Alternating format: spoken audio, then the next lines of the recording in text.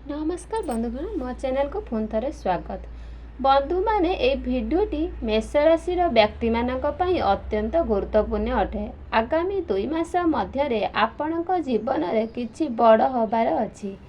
ग्रह नक्षत्र गोचर रे परिवर्तन हवा जोगो आपणक जीवन में आगामी 2 मास कौन परिवर्तन हवा को जाउछि एवं आपणक जीवन में जो दुख कष्ट भोग करुछंती ताहार अंत केबे हब, पुणी थरे आपणक जीवन में केबे सुख फेरी हवाकू जाउछि यही सब विषय रे आज वीडियो रे आमे सब जानिबा।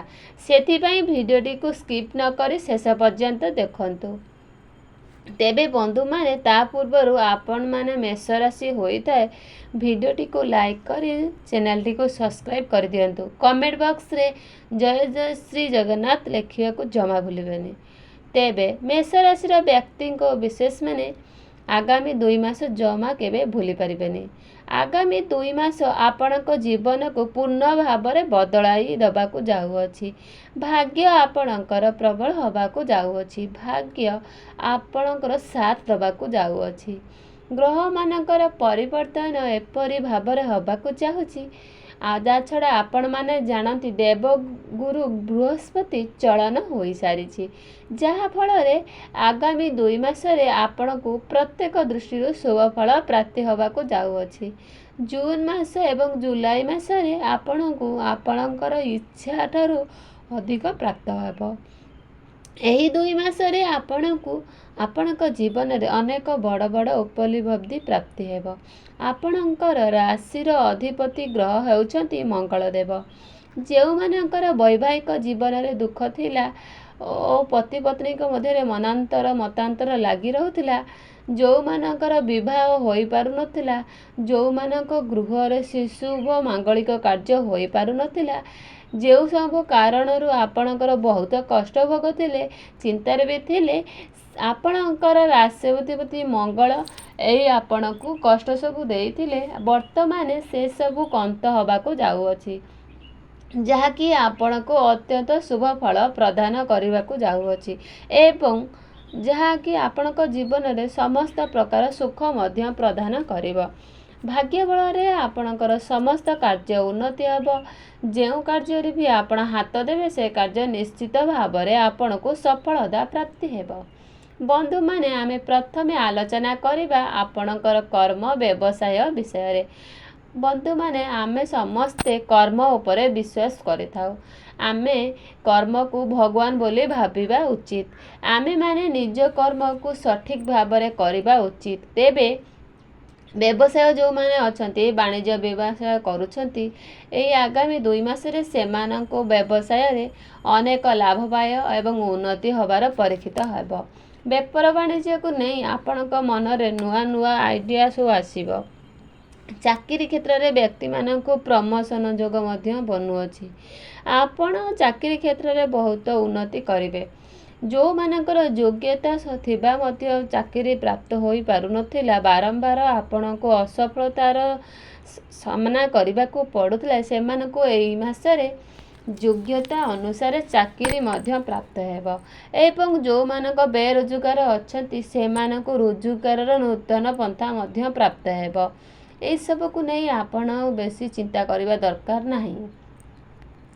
कारण बंधु माने आपण जानिथिबे जे जेतेबेले भाग्य हमर साथ देई थाए सेतेबेले माटी छुईले भी ता सुना हो जाए। मात्र आम भाग्य जेतेबेले साथ न देई थाए सेतेबेले भी सुना छुईले भी माटी परिणत हो जाए। जेहेतु आपणकर भाग्य आपणक साथ दबाकू जाउछि, प्रत्येक कार्य निश्चित आपणकर स्वप्न पूरण हबाकू जिवो। आपण चाकरी करंतु किंबा व्यवसाय करंतु, जहाँ करुथिले मध्य आपणकर आर्थिक स्थिति रे उन्नति हबाकू जाउअछि। आपणकर डेली इनकम रे वृद्धि हबाकू जाउअछि। फाइनेंशियल ग्रोथ मध्य ग्रोथ हबाकू जाउअछि। टंका पैसा को नहीं आपण चिंतित करिवार कोनोसी आवश्यकता नहीं। आपणको आकस्मिक भाव में धन प्राप्ति हबार योग अछि। कारण आपणकर तृतीय भाव में 4टी ग्रह गोचर करुछंती। शुक्र जे कि धनर कारक ग्रह अटंती। ଏବଂ ଶୁକ୍ର ମଧ୍ୟ ଆପଣଙ୍କର ଦ୍ୱିତୀୟ ଭାବରେ ରହିଛନ୍ତି। ତ ଆପଣଙ୍କୁ ଏଇ 2 ମାସ ଭିତରେ ବହୁତ ଅଧିକ ଧନ ଭାବ ହେବାର ଯୋଗ ଅଛି। ଏହି ଆଗାମୀ 2 ମାସରେ ଆପଣଙ୍କୁ କର୍ମ କମ୍ ଫଳ ଅଧିକ ଲାଭ ମିଳିବାର ଅଛି।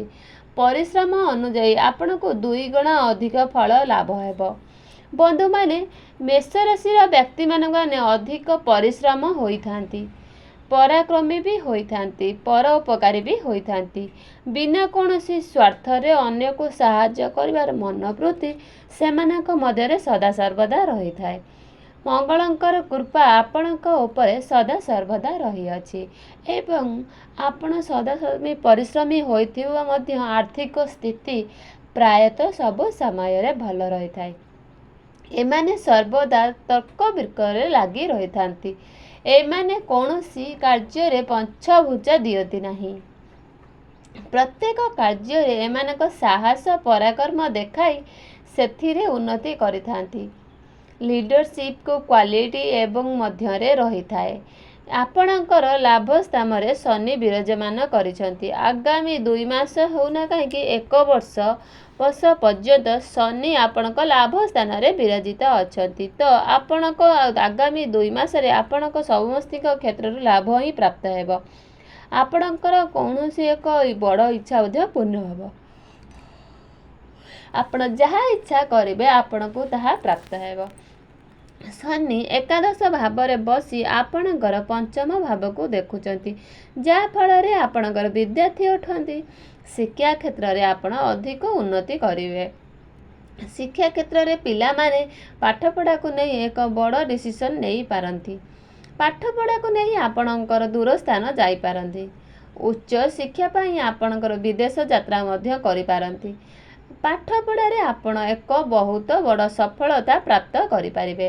ଯଦି ଆପଣଙ୍କର କୌଣସି ଏକ୍ଜାମ୍ ଅଛି, ସମୟ ଅତ୍ୟନ୍ତ ଶୁଭ ଅଛି। ଆପଣଙ୍କୁ ନିଶ୍ଚିତ ଭାବରେ ଶୁଭଫଳ ପ୍ରାପ୍ତି ହେବ। ଆପଣଙ୍କର ଦ୍ୱିତୀୟ ଭାବରେ ଅଛନ୍ତି ଦେବଗୁରୁ ବୃହସ୍ପତି, ଯାହାଫଳରେ ଆପଣଙ୍କର ପାରିବାରିକ ସୁଖ ପ୍ରାପ୍ତି ହେବ।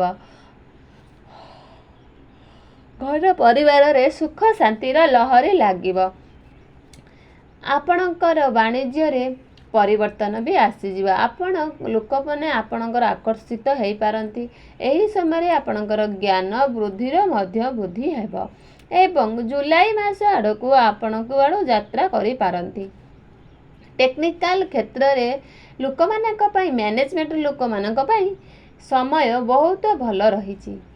ଏହି ସମୟରେ ଆପଣ ଯଦି କୌଣସି ବଡ଼ କାର୍ଯ୍ୟରେ ଆରମ୍ଭ କରିବାକୁ ଯାଉଛନ୍ତି, କୌଣସି ଶୁଭ ମାଙ୍ଗଳିକ କାର୍ଯ୍ୟ କରିବାକୁ ଚାହୁଁଛନ୍ତି, ତେବେ ସୁନିଶ୍ଚିତ ଭାବେ ବିନା ଦ୍ୱନ୍ଦ୍ୱରେ ସେ କାର୍ଯ୍ୟ କରିପାରନ୍ତି।